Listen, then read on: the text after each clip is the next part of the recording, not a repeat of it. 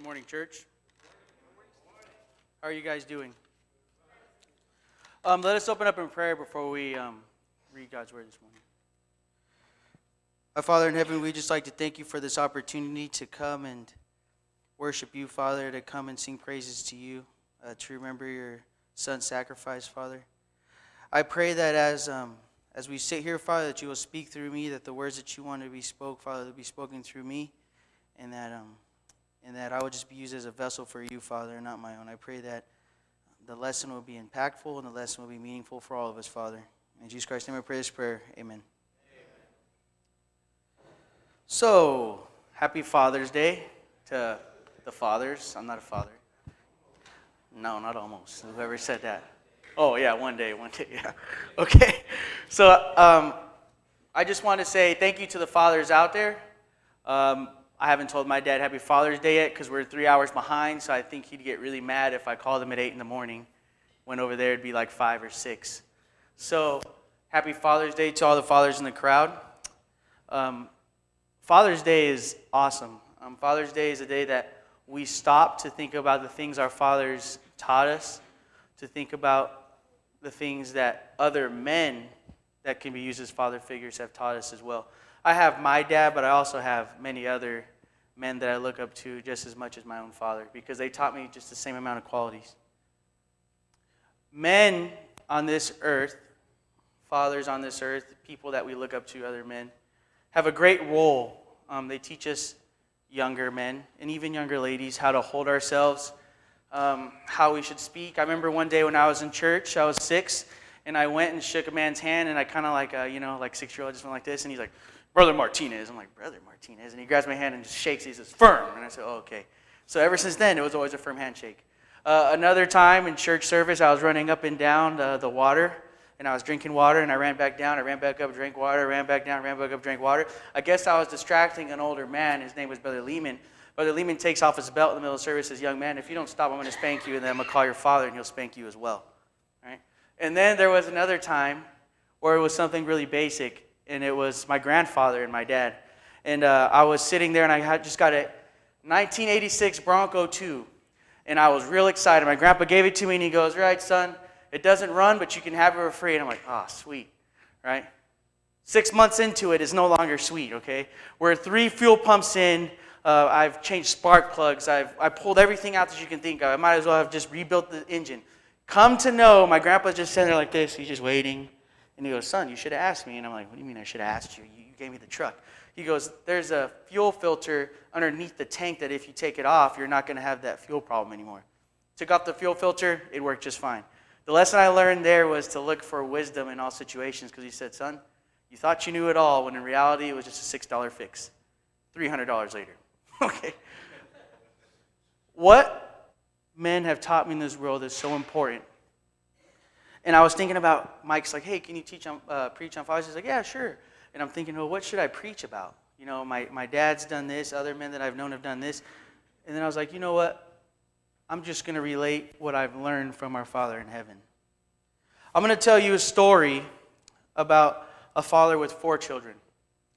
1 girl, 3 boys. Okay? This man's about 40. He has a good wife. He has a good job. And this was one on his birthday. Okay, he said this guy that it happened to said I can tell the story. This happened on his birthday, and then on his birthday he was waiting, and he had his 3 younger kids there. They all gave him a clock, and every kid signed it, and every kid was there, right? Because the father was there for all his children from day one, from the oldest son to the youngest son. He was there for all the children, from every single birthday to every single time he had an opportunity to watch them play baseball. From every single opportunity, he had a time to sit there and just talk to him. From every single opportunity, he had a time to give them a gift. And then on one birthday out of all these years, one of his children forgets it's his birthday until it's almost too late. He's sitting there and he's just hanging out with his buddies and he's looking on his phone and he's scrolling through Facebook from what I'm told. And when he sees that it's his father's birthday on Facebook, he's like, "Oh no, it's my dad's birthday." And then he runs home forgetting it was his dad's birthday, so then he had to go to Walmart. He got his dad a gift. He came back. It was 12:30 in the morning. Too late. Day's already gone. Hasn't said happy birthday or nothing. But he left a watch and a card on his dresser And his dad just pretended like it never happened. His dad said, thank you, son, And his dad just had this forgiving heart that even though his son wasn't there for his birthday, his father was just happy that his son came home and gave him a gift. And the father showed the son at that moment, without even knowing he was doing this, what grace looked like. What it looked like to be a father that had unfailing love, even though his son might have been really dumb. Okay? Because a father never forgets his son's birthday, so a son should never forget his father's birthday of all days out of the year. It's like there's only, 3 important days out of the year. It's your parents', 4, your parents' birthday, Christmas, and Thanksgiving, right? Those are the only ones. Your brothers and sisters, it's whatever, right? You'll hear everyone say happy birthday. You say, oh yeah, happy birthday. But he forgot one of the most important days of his father's life. And his father still forgave him. And this got me thinking, our Father in heaven does the same exact thing.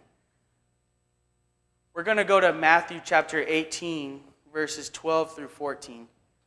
Matthew chapter 18, verses 12 through 14. This is going to tie into what we're talking about here. And it reads, what do you think? If a man has 100 sheep and one of them goes astray, does he not leave the 99 and go to the mountains to seek the one that is straying? And if he should find it, assuredly I say to you, he rejoices moreover that the sheep than even over the 99 that have gone not astray.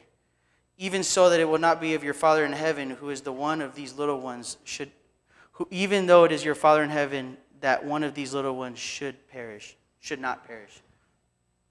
Okay? So, we see in the text here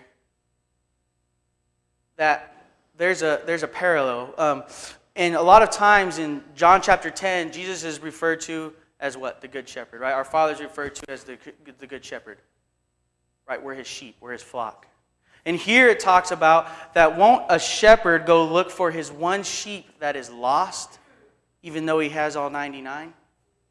So not that one won't perish. It's just like the story that I told you about, the one son who forgot his father's birthday. His father sat there and waited. His father sat there and just sat there and said, you know what, I know my son is going to come home eventually and say happy birthday, or he might not. But he's still my son. And when the son came home, the father still rejoiced and said, thank you, son, the next morning. Just like here, our Father in heaven will go looking for that one sheep that has gone astray. And Dave kind of gave me the idea here, and this kind of led me into the prodigal son. This ties directly into the prodigal son. Luke chapter 15, verses 11 through 32. This is where we're going to sit for the rest of this morning. We're going to read bits and pieces of it. And the younger of them said to his father, Father, give me the portion of goods that falls to me. So he divided them his livelihood. And not many days after, the younger son gathered all together, journeyed to a far country, and there wasted his possessions with prodigal living. Right? This is called the prodigal son. This ties exactly into the story I told you earlier. But not as extreme. Here it's extremely descriptive. The son says, Father, can you give me what I have, my birthright? And the father says, what? Here you go. He didn't even question me. He said, here you go. And then the son took it. The son took what his father gave him and left to live in the world. His son took what the father gave him and said, okay, thank you. And he left. Took his possessions and lived prodigal living. He lived a life that clearly I don't think his father taught him, and we continue to read in scriptures here. The son said, Father, can I please have my possessions that you owe me? He says, yes, here you go. 14 through 16 says, but when he had spent all, there arose a severe famine in that land, and he began to be in want. Then he went and joined himself to a citizen of that country, and he sent him into the fields to feed swine. And he would gladly have filled his stomach with the pods that the swine ate, and no one gave him anything. So the son says, Father, give me what I deserve. And his son goes out, and I've done this where I got my first paycheck and I spent it all. The son takes what his father gave him and gets rid of all of it. And then he goes and finds someone to work for. And he's feeding pigs. And he's at the point of his life where he's even eating with the pigs. He's sitting there eating out of the pig trough. How many of you guys have seen pigs eat? Has anyone here seen pigs eat? Have you seen what pigs do?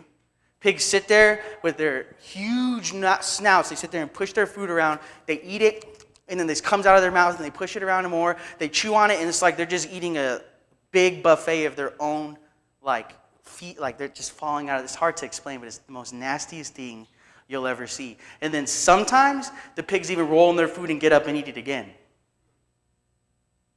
This young man was eating with the swine. That's the place he was at. He was probably at one of the lowest places he's ever been in his life. His son is probably going to realize a few things. Verses 17 through 19 says, Then he went and joined himself to a citizen verse here. I got it right here. But when he came to himself, he said, How many of my father's hired servants have bread enough and to spare, and I perish with hunger? I will arise and go to my father, and will say to him, Father, I have sinned against heaven and before you, and I am no longer to be called your son. Make me like one of your hired servants. His son realized when he was sitting in that trough with the swine, when he was sitting there eating with the swine, that everything his father had given him has been spent. Everything his father has given him is gone. And he's saying, you know what? My father's servants live better than this. They're able to just get the things off his plate. Or they're able just to be there with the father. He knew his father's servants were better. And he just wanted to go, and he just wanted to say, you know what? I just want to be around you. He didn't think his father was going to take him in, right? The story of what I told you earlier of the young man who forgot his father's birthday, what I understand, when he went home, he mostly figured that his dad was just going to ignore him, and his dad wouldn't want the present, but his dad still took what his son gave him, because that's his son, and that's how much his father loves his son. No matter what his son did to his father still forgave him. Just like here, the son just wants to be in his father's presence. And then we're going to jump to 22 and 24. But right before this, the son comes home. And the son's walking home, and the father sees him. And this is what the father says. But the father said to his servants, Bring out the best robe and put it on him, and put a ring on his hand and sandals on his feet. And bring the fattened calf here and kill it, and let us eat and be merry. For this is my son who was dead and is alive again, and he was lost and is found. And they began to be merry. His father received him beyond his own expectations. Just like in the story I told you, the son who gave his father a watch and a cheap gas station gift card. The father still accepted his son. Right? And this makes me think about, also a few things. When I was younger, my dad was a younger man, and I was obviously his son. So I remember I used to get spanked for some weird stuff, right? One time I was sleeping, and little kids, how many of us don't actually sleep when they say go to sleep?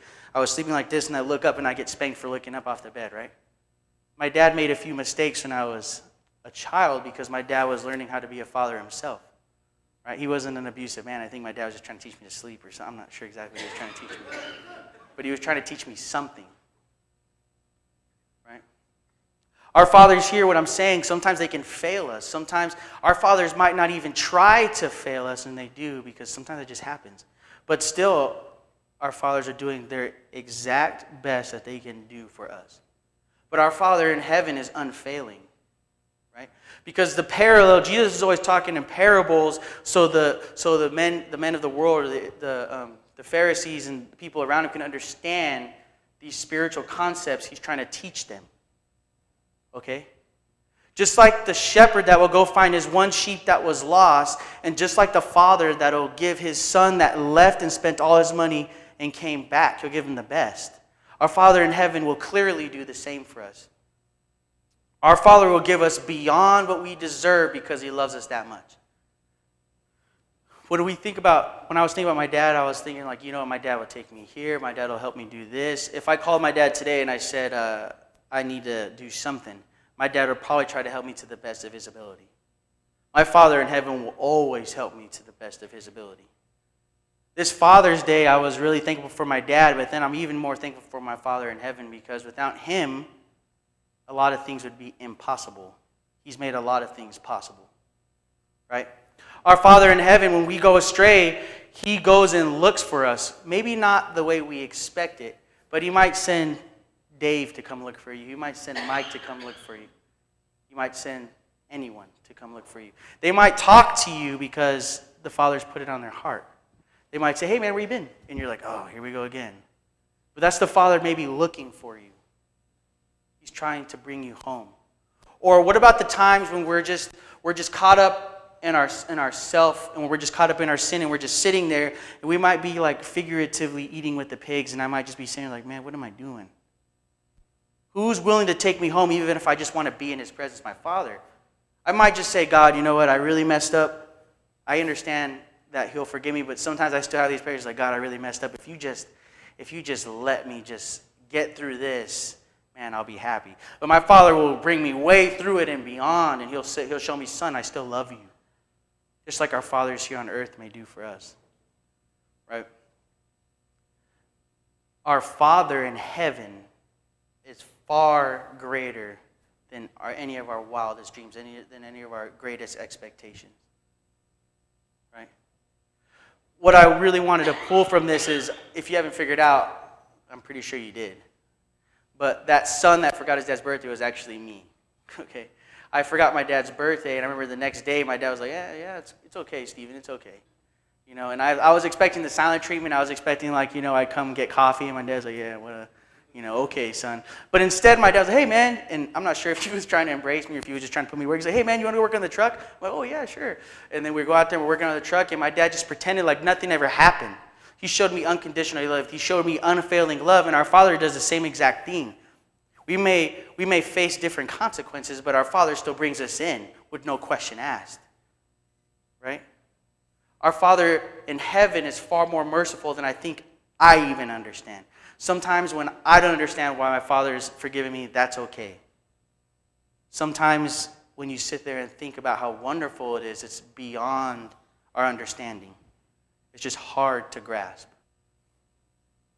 How many of us have failed our fathers before?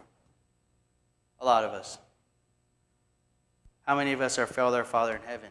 A lot of us. But both instances, our fathers take us in. Right? Our Father in heaven will always take us in. I really do like the parable of the one lost sheep. And he'll go and find that one lost, even though he has 99 at home.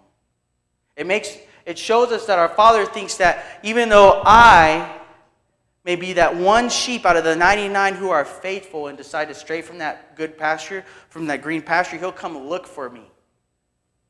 And I think the reason why God used the analogy of sheep is because if you've actually been around sheep, I raised sheep for 4-H one year, and sheep are extremely, extremely non-intelligent. Okay? Sheep, you can put a water in front of a sheep, and the sheep will look at you, and he'll just like kick the bowl over, and you'll be like, well, I don't want that. And you'll fill it up. And in Arizona, it's 120 degrees, and you would think the sheep would be smart. The lamb would be smart, like, yeah, I want that water. But instead, he knocks it over because he's scared. Or you go and you feed him, and you try to feed him from your hand. He doesn't want to eat it because he's scared of you, so he runs down into the desert where there's nothing to eat. Because I think we do the same exact thing to our Father, and he gives us this parallel because then they were what? They were really involved with agriculture. Then they could understand what a lamb would do. A lamb would run, but once the lamb figured out who his shepherd was, he follows you around. When that lamb loves you, and when that lamb understands that you're the man or the caretaker of him, that lamb will follow you into your house if you let him. Because that's the way we're supposed to be with our Father. But sometimes we go astray, and he'll come find us. He'll say, you know what, come on back to the pasture here. And then when we bring him back, we're going to rejoice, just like the father with his lost son.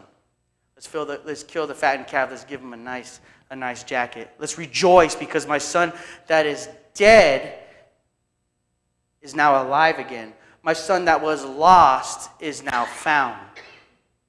We were all once lost, and we were all now found. We were all once dead, and we are all now alive again. Father's Day, I'm trying to move to a place where not only do I think about my dad in Arizona, but I think about my dad in heaven, my Father in heaven. Because my Father in heaven loves me in an unfailing way. He loves all of us here in an unfailing way. If we're truly trying to follow after him, are we really looking for him? And when we are not looking for him, isn't it crazy that he's looking for us? Mike kind of every summer, these are only 2 summers, but the 2 summers I've been here, we go through Psalms 139. And it's like repetitious. And then when you read it every time, even those repetitions, you learn something new about God and your relationship with God if you're truly looking. Right?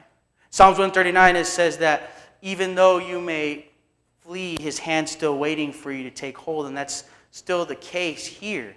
Because even though you have been lost, you're one of the sheep out of the 99, he's still looking for you. Or even though you're the prodigal son, you've spent all your livings, all the money that your father's given you, because you are his son, and you go and spend it on living that has nothing to do with what he might have instilled in you. And then you come back, he says, thank you, you're back. Let's have a party because you returned. He doesn't say, you know what, man, you did me wrong. Yeah, you can come back, but you got to sleep in the barn. You got to sleep with the cows. Because I know what you did last time, and I don't want it to happen again. But instead, he loves us unfailing, unconditionally. No matter what you do, he lets us back in the house. My father did the same thing. He always let me back in the house.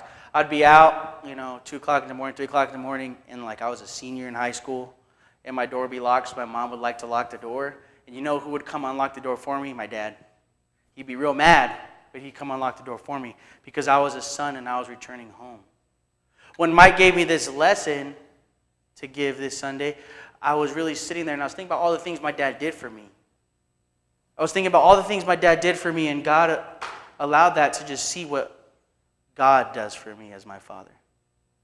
How my dad would just do a simple act of unlocking a door and opening it and letting me in. Right? Or my dad would just a simple act of saying, yeah, mijo, it's okay. I like this cheap $2 watch in this gas station car that says thank you. Right? My dad still loves me unconditionally. My dad still lets me back in the house. The same with my Father in heaven. I may go off the rail and I may snap, but my Father still lets me back into his home. And it's beyond the unlocking of a door. If we can look at it this way, my Father in heaven would open up the door, welcome me in, pull out a seat, and have me sit at the table so we can talk some more, if I could really do that. Because our Father in heaven loves us this much. Obviously, I'm not a father, and I'm kind of happy I'm not right now because I couldn't really handle that, how would you say it? Responsibility. I have the privilege of hanging out with a few young gentlemen all the time. And I find it hard when I'm like, man, dude, geez, you guys have to do that and this. And then if you're taking people to doctor's appointments, you're like, man, how did my parents do this? I'm not ready for that responsibility, but I would love one day when I become a father to imitate just a mere fraction of my Father in heaven, because his love is unfailing. His love is never ending.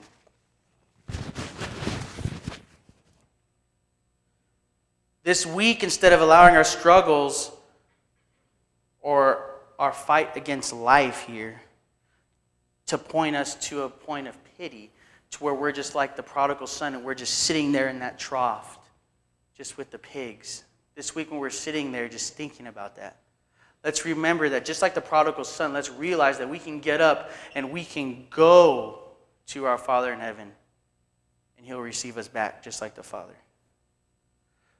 I'm trying to move to a place that when I do mess up, I try not to be like, oh man, there's number 2 for today. Instead, I'm trying to move to a place of hope and understanding that my Father loves me more than that to let me back into his home. Our Father in heaven loves us more than that to go find us and bring us back to his green pasture.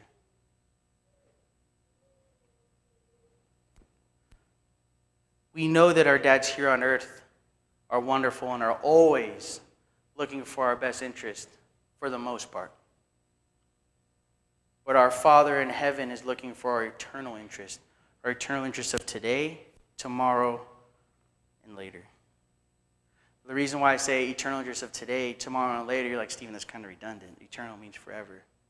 Because I'm barely learning that eternal starts today, right? Eternity starts today. We live in the kingdom of Christ today, not just tomorrow, and not just in heaven. So let's remember that our dads here on earth are wonderful, but our Father in heaven is looking for our eternal best interest. He's always looking to bring us back in the house. He's always looking to find us even when we're lost out in the pasture of someone else.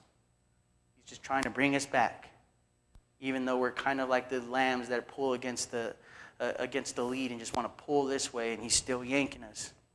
And if you want to really understand what a lamb does, I would encourage you to go find a lamb, put a halter on it, and try to walk it down the street.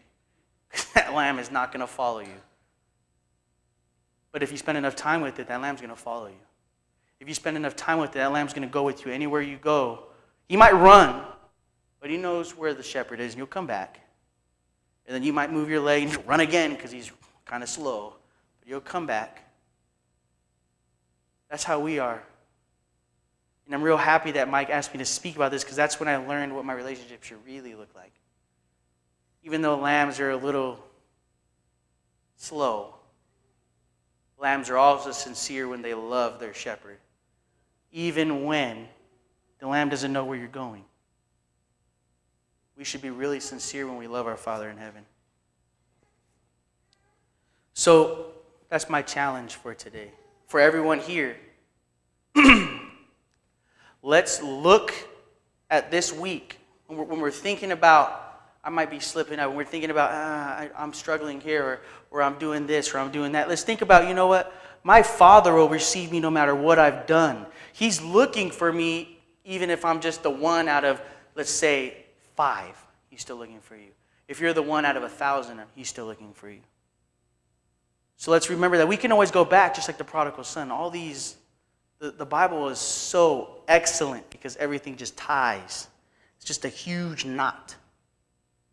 You can make all these connections throughout the scriptures. And our Father is perfect. But I want to close out again with saying thank you, fathers here. Who is the fathers here, by the way, actually? 1, 2, 3. Okay, Gabo's giving us a hint there. Okay. There's a few of us. Or not us, there's a few of you. Thank you for everything that you do. And then for us that may want to be fathers one day, let's really try to imitate the Father in heaven. Let's really try to be a reflection of him, even though it's going to be real hard. And then even if we're not fathers, let's still try to imitate him to the people around us. If you have any concerns, any prayers, or you just want to come up and talk, please come forward as we together sing the invitation song.